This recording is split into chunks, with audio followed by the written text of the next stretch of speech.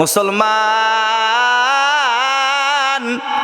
ও মুসলমান ইমানদার, আজকে মুসলমান তো নিরাপদ না, না না, ইহুদি নাসারার দলেরা আমাদের বিরুদ্ধে লেগে গিয়েছেন। আহারে, ওই যে আমেরিকা, ওই যে শয়তান ট্রাম্পে আমাদের পেছনে লেগে গিয়েছেন। মোদি দাদা, শয়তান আমাদের পেছনে লেগে গিয়েছেন, আমাদের ইসলাম নিয়ে কুকুরটি কথা বলে।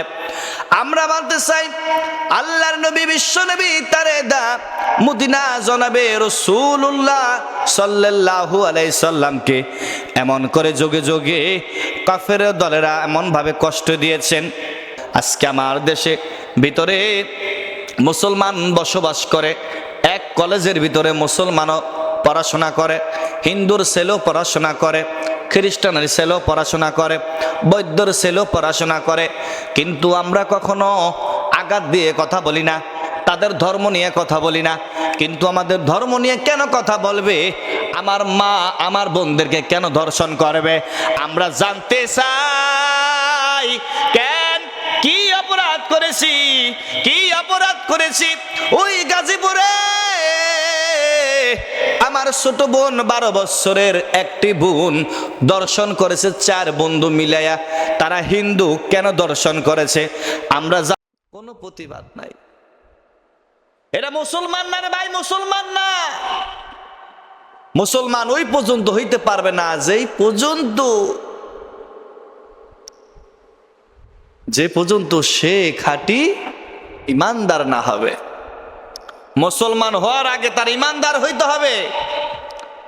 আল্লাহর নবী, বিশ্ব নবী তারেদা মদিনা জনাবে রাসূলুল্লাহ সাল্লাল্লাহু আলাইহি সাল্লাম বলেন, তোমার মাল, তোমার টাকা, তোমার পয়সা, তোমার ধন, তোমার সম্পত্তি সবচাইতে বেশি ভালোবাসতে হবে আমি নবীকে, আমার আল্লাহকে ভালোবাসতে হবে। জোরে কোন ঠিক না ভাই? ঠিক।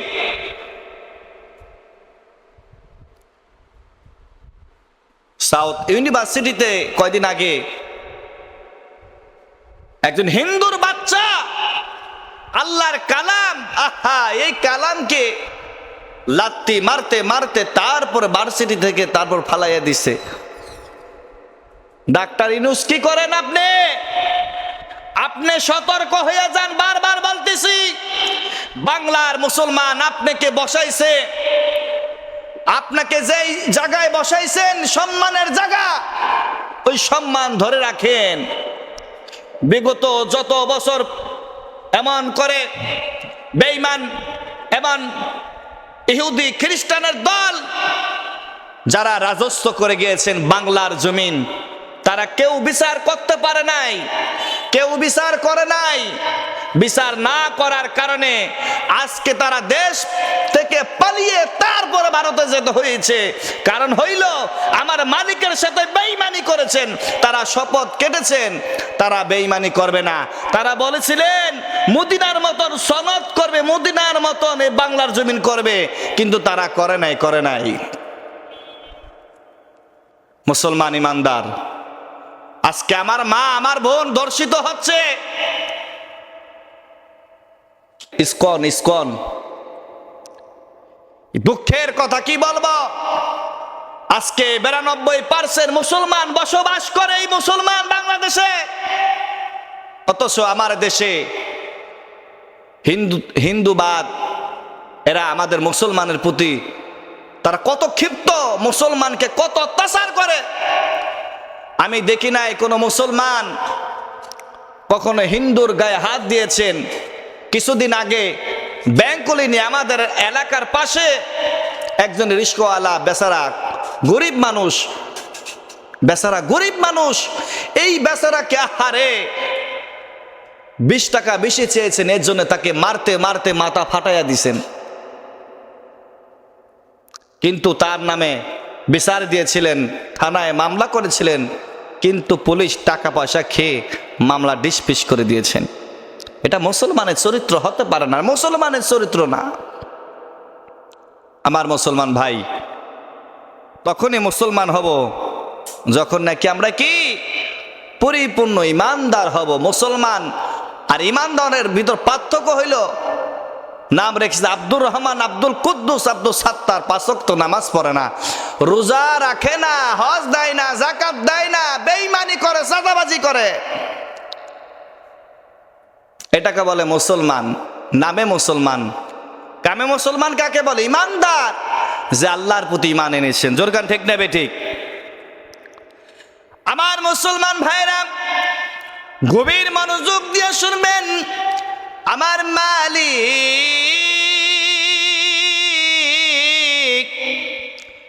আপনারে তৈরি করলো, আমারে তৈরি করলো। আহারে ওই মালিকের ওয়াদা মতন মানতে পারলাম না, মালিকের কথা শুনতে পারলাম না। আমার মালিক বলেছে, ও ঘুষের টাকা খাইও না, মিথ্যা কথা বইল না, চাঁদাবাজি করিও না, অন্যায় করিও না। আজকে আমরা চাঁদাবাজি করি, অন্যায় করি, অন্যের টাকা পয়সা মেরে খাই, মানুষকে মানুষ মনে করি না, গরিব মানুষের গায়ে হাত তুলি। একজন মহিলা ভিক্ষা করে পর্যন্ত ওই মহিলার টাকা পর্যন্ত ছিনিয়ে নেই। মুসলমান আজকে কোন জায়গায় চলে গিয়েছে? আজকে 2 দিন ধরে আমরা সংবাদ সম্মেলনে শুনতেছি, খবর পেয়েছি একজন খতিব সাহেব ইসকনের বিরুদ্ধে কথা বলেছেন, হিন্দুদের বিরুদ্ধে কথা বলেছেন। এই কারণে খতিব সাহেবকে এমন করে অ্যাটাক করেছেন, গোপনে তারে গুম করে ফেলেছেন। আমি বলতে চাই, মুসলমান, ও মুসলমান ইমানদার, আজকে মুসলমান তো নিরাপদ না, না না। ইহুদি নাসারার দলেরা আমাদের বিরুদ্ধে লেগে গিয়েছেন। আহারে ওই যে আমেরিকা, ওই যে শয়তান ট্রাম্পে আমাদের পেছনে লেগে গিয়েছেন। মোদি দাদা, শয়তান আমাদের পেছনে লেগে গিয়েছেন, আমাদের ইসলাম নিয়ে কুকুরটি কথা বলে।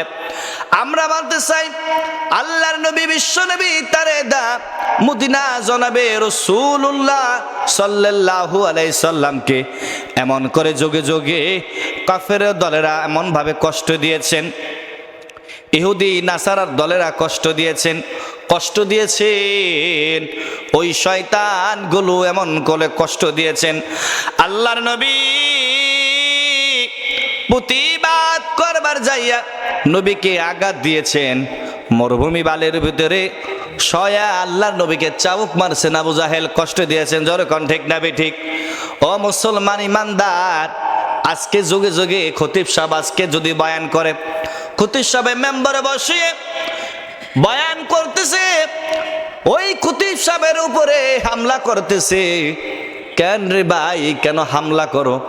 জানতে চাই, এই দেশে তো আমরা নাগরিক, এই দেশে আমরা বসবাস করি, এই দেশে কি আমাদের কোনো অধিকার নাই থাকার নাকি? হিন্দু, মুসলমান, খ্রিস্টান, বৌদ্ধ সবাই বসবাস করবে, সবাই থাকবে, সবার অধিকার আছে, কোনো সমস্যা নাই।